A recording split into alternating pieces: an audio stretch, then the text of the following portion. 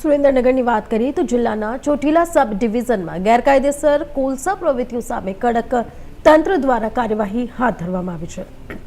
તો આપને જણાવી દઈએ કે નાયબ કલેક્ટર એચ.ડી. મકવાણાના માર્ગદર્શન હેઠળ હવે ડ્રોન સર્વેલન્સ દ્વારા સંવેદનશીલ વિસ્તારો પર નજર રાખવામાં આવી રહી છે।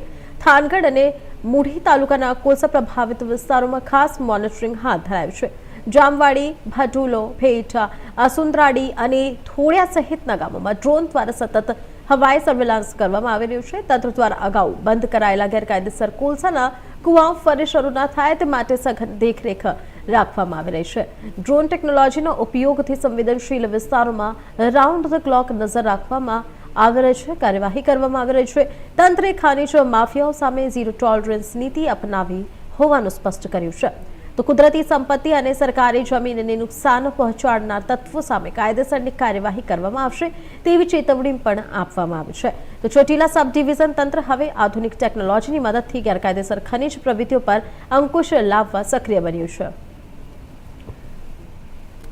ખાસ કરીને થાનગઢ તાલુકો અને મૂળી તાલુકાના જુદા જુદા જે ગામો છે, જામવાળી, ભડુલો છે, મૂળી તાલુકાનું અસુંદરાળી છે, ભેટ છે, દાધોળિયા છે, ગઢડા છે, તો આવા ગામોની અંદર શેખરડી વગેરે ગામોની અંદર કાર્બોસેલ એટલે કે કોલસાના અગાઉ મોટા પ્રમાણમાં ગેરકાયદેસર ખનન વહન થતું હતું।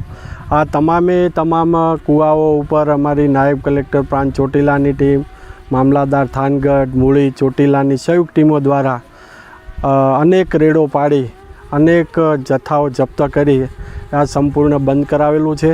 સાથે સાથે જે લાઈવ કૂવા હતા એ પણ મોટા ભાગના બુરાણ કરવામાં આવેલા છે।